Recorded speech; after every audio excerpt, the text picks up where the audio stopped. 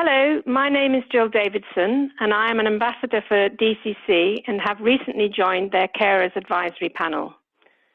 My husband and I have been living with the effects of behavioral variant frontotemporal dementia for approximately 5 years.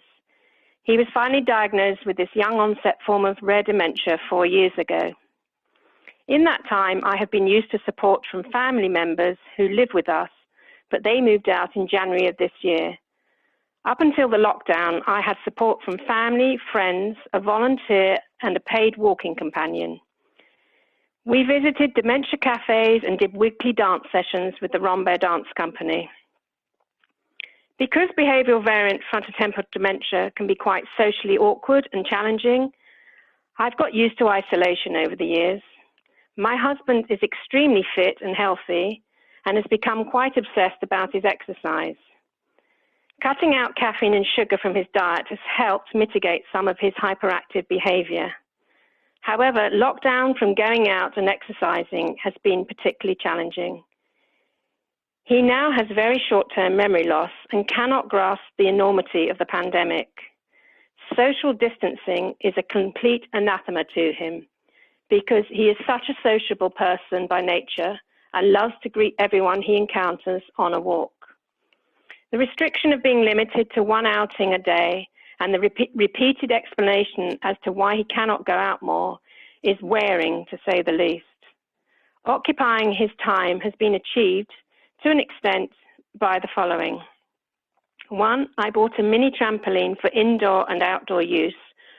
Watching exercise videos on YouTube whilst gently bouncing up and down has been quite fun.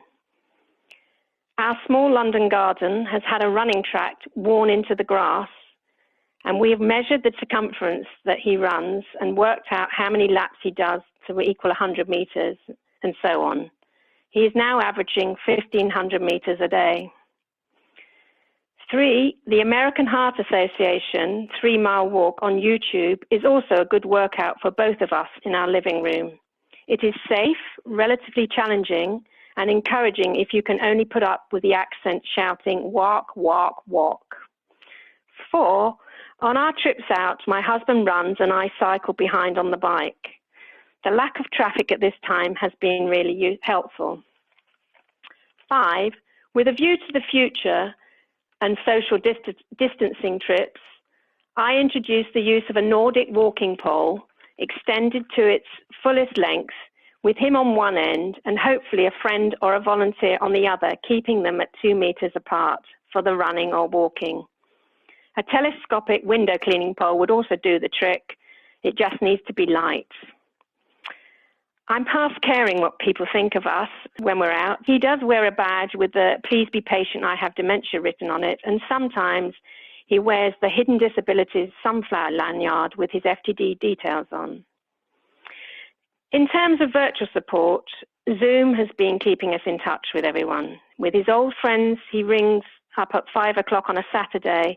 They discuss football results, which may or may not have happened if football was still continuing. He enjoys seeing them chatting, even if he can't always follow the conversation. We have virtual Sunday lunch with our sons and their partners every weekend, and that's also been a great joy. And our local charity carers group has organised online group support for me and a singing group for my husband. I've also got a puzzle on the go at all times. The resilience DCC helped me to achieve has given me the confidence to accept living in the moment and seeking and accepting support, both practical and emotional, even only online, whenever it is offered. It is vital to always keep a sense of humour, and if you can, be prepared to try something new, even if it doesn't always work for you. I've just bought a swing ball for the garden, so I hope that this will be as successful as the trampoline.